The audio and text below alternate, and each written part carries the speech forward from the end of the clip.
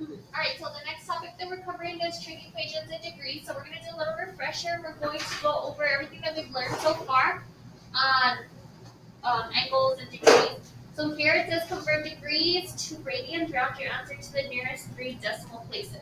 So what we're going to do is we're going to go ahead and take 155, and to change it into radians, we have to multiply times pi over 180. So 155 times pi over 180. I'm going to go ahead and put that in my calculator. Let me go ahead and make this a little smaller. Let me use my Delta Math calculator since this is what you guys are using.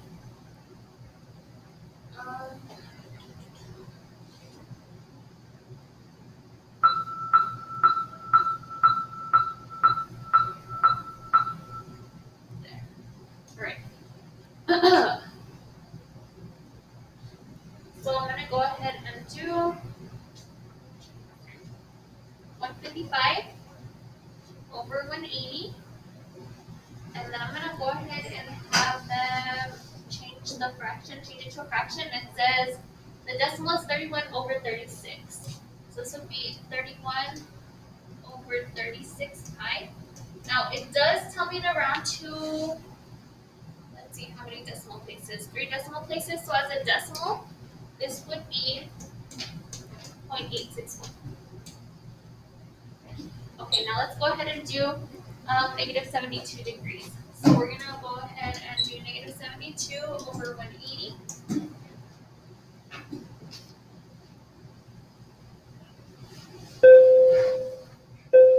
So 72 over 180. That gives me 0.4. So I'm going to go ahead and change this into a fraction. And that's 2 over 5. So as a fraction, this would be 2 pi over 5.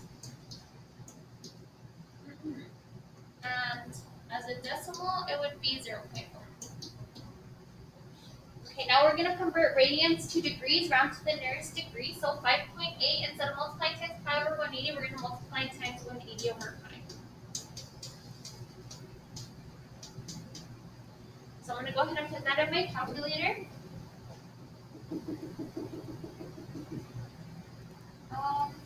5.8 times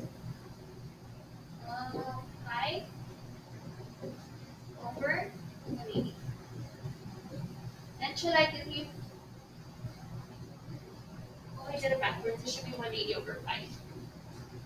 So 5.8 times 180 over pi. I was wondering why the number was so small. So it gives me 332. If we round to the nearest degree, it'll be 332 degrees.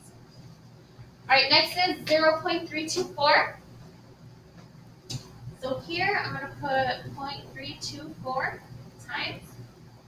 And I'm going to make my fraction. We'll multiply times 180 over pi. And this gives me 18.56. So that would round to 19 degrees. Next we have pi over 11. So we're going to go ahead and multiply pi over 11 times 180 over pi. Okay, that's how we change it to degrees. The pi's cancel. So all we got to do is 180 divided by 11. Hit enter, and that gives me 16.3, so it would be 60 degrees.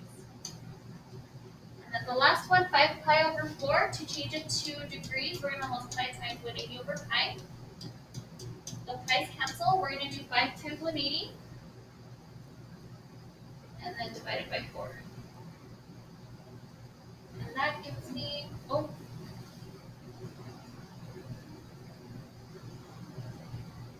times 180 gives me 90. 90 divided by 4, 22.5. So the nearest degree will be 23 degrees.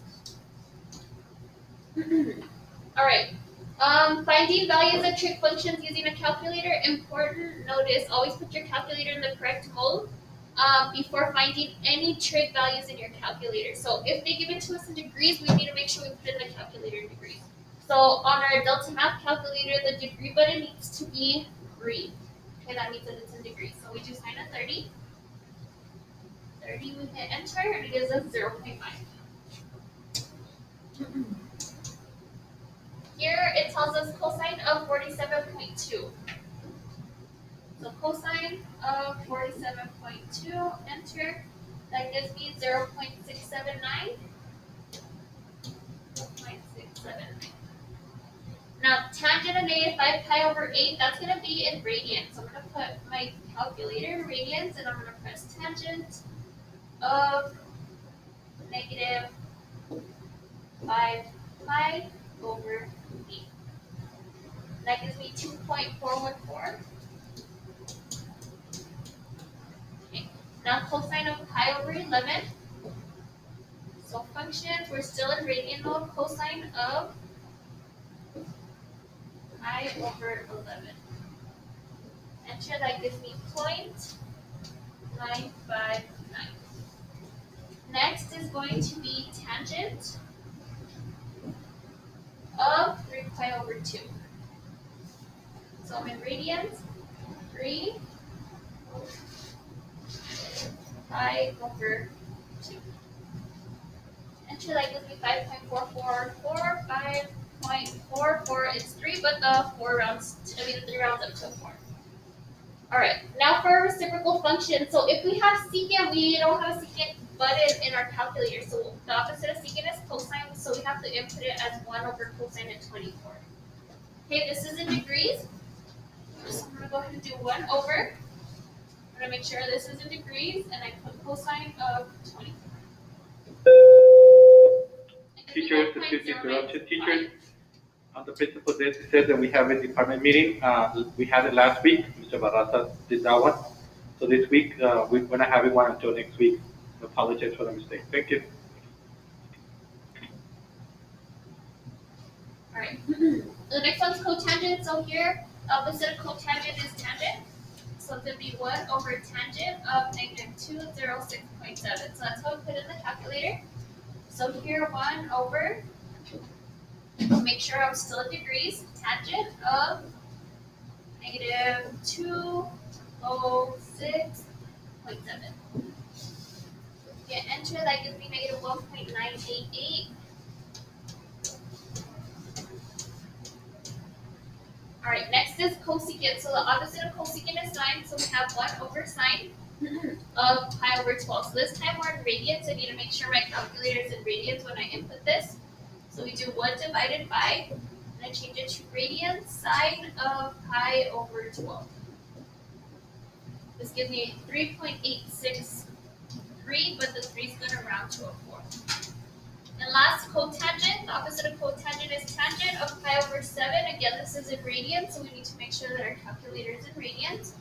So we're going to do 1 over tangent of pi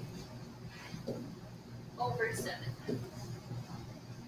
And this gives me 2.077. 2.077. That's it. All right. So now we're going to go ahead and find the two values of theta between 0 and 360 that satisfy the equation. Round your answer to the nearest degree. Okay, so here we have sine of theta, and sine of theta is equal to a negative number. So I'm going to go ahead and make 2 little graphs, okay, because there's going to be 2 solutions. And then here, sine is negative. So if I do all students take calculus, all students take calculus, and sine is negative, we know sine is going to be positive in the first and the second quadrant because all of them are positive in the first and sine is negative in the second. Positive in the second, so that means that sine is going to be negative here in the second quadrant and the third quadrant. So I made 2 different graphs for my 2 different triangles. Okay. So then from there, we're going to go ahead and solve for sine of theta equals negative 0.82. So to solve for theta, I need to move the sign to the other side. Okay, and the way that I do that is by using the inverse sign. Okay, so then this is going to be to the nearest degree. So I need to make sure that my calculator is in degree mode. So I change it to degree mode. I put inverse sign of negative 0.82. I hit enter and it gives me negative 55.0. So if we round to the nearest degree, my angle theta is negative 55 degrees. Okay, which is this angle going from here to here. Okay, but when we give out our angles, that's not the way we give out our angles. We give out our angles in this direction, from our initial side to our terminal side right here. So really this negative 55 is going to be our reference angle. So for the first one, if this is 180 and this little piece is 55, then we do 180 plus 55. Let me see what I have. 180 plus 55, and that gives me plus 55, 235. So my first angle theta is equal to 235. Okay. For this one, we start on our initial side and come all the way around this way. So the whole circle is 360. If we take away this little angle here, which is our reference angle 55, so we're going to do 360 minus 55. This is going to give us 305 degrees. And that would be the second answer. Okay. So we have a few more tries at this, just in case you guys are still a little confused. So this next one, we have 5 cotangent of theta equals 12. So we're solving for theta. On this one, we first need to get rid of the 5 by dividing both sides by 5. This cancels, and we get cotangent of theta equals 12 over 5. Okay, so then we make our two graphs, and we figure out where our triangles are going to be. So cotangent is equal to a positive number because 12 over 5 is positive. So all students take calculus. That means it's going to be positive in the first quadrant. I do it again. All students take calculus, and then our other triangle is going to be in the second quadrant.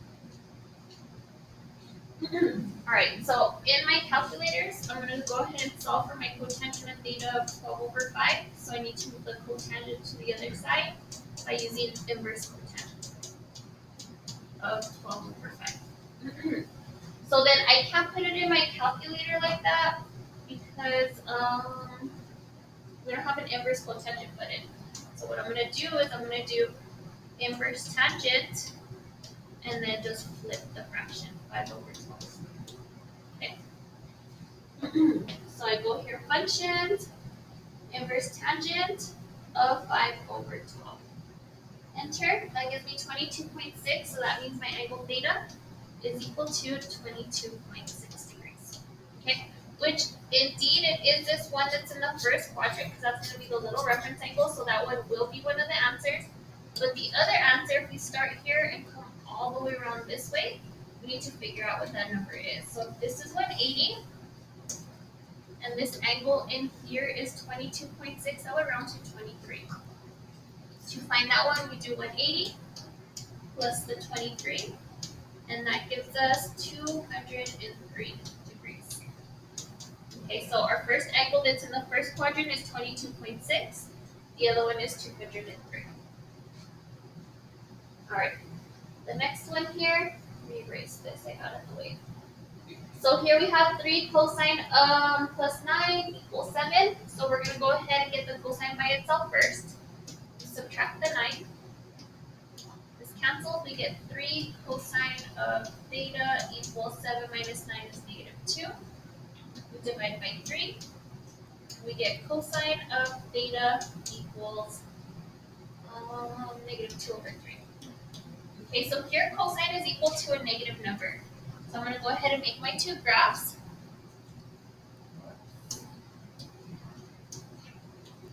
So I do all students take calculus. So that means all of them are going to be positive here, and cosine is positive in the fourth quadrant. But we're not looking for where it's positive, we're looking for where it's negative. So it's going to be negative here, and it's going to be negative here. Okay, so we have two angles to find. One going this way, and the other one that comes all the way around this way. So then to find the angle, we're going to go ahead and solve for theta. So we need to get rid of the cosine, so we need to move it to the other side. And the way we do so is by using inverse cosine. Okay, so I'm going to go ahead and plug that into my calculator. Inverse cosine of negative 2 over 3. And that gives me 131.8 or 132 degrees. So theta equals 132 degrees, which is going to be this angle in the second quadrant. So it gave us the angle in the second quadrant, so we're good with this one. This one's one of our answers. But now we need to figure out what the angle is in the third quadrant. Okay, so for us to be able to do that, we need to find this little reference angle. So if I know this is 180, and this is 132, if if I do 180 minus 132, that'll give me the reference angle. That gives me 48. So that means my reference angle is 48, so that means from here to here should also be 48. So if I do 180 plus 48, that gives me 228 degrees. Alright, so let's go ahead and try another one. Here we have secant of theta is equal to 3.19. We don't have anything to solve for, so we're pretty good here. I'm going to go ahead and change this to cosine because we don't have a secant button. Sorry. So cosine of theta is equal to, and I'm just going to flip the little function. Alright, so this is a positive number. So we're looking for where cosine is positive, so we do all students take calculus. All of them are positive here and cosine positive here, and we are looking for where it's positive. So one triangle is going to be in here, the other triangle will be in the fourth quadrant. Okay, so we are looking for this angle from here to here, which is between 0 and 90, and this angle that comes around this way, which is between 270 and 360. So then to solve for cosine, we're going to go ahead and move it to the other side by using inverse cosine. We get theta equals inverse cosine of 1.319. So I put this in my calculator. Inverse cosine of 1 over 3.19. We hit enter, that gives me 71.7, which is 72 degrees. So then that's going to be this angle right here. So that's one of the answers. But to find this last answer over here, if this reference angle is 72 degrees, we're going to find theta by taking 360 and subtracting the 72. So that gives us 360 minus 72. Enter 288 degrees. Okay. And the last part. So here we have solved for all the values of theta. I guess the theta didn't come out such that it's between 0 and 360, rounding all the values to the nearest 10. So these are only going to have one solution, okay? So here we're just going to start solving for theta. So I'm going to subtract the 6 on both sides, and we get 6 sine of theta equals negative 6. We divide both sides by 6. This cancels, and we get sine of theta equals negative 1. Okay? So because it's negative 1, it's going to be one of those quadrantal angles. Okay? But we're going to go ahead and use our calculator to solve for it. So we are going to move the sine to the other side by using inverse sine of negative 1. So inverse sine of negative 1. Enter, that gives us negative 90 degrees. Okay? But we don't want negative 90 degrees because it does say that it wants it between 0 and 360.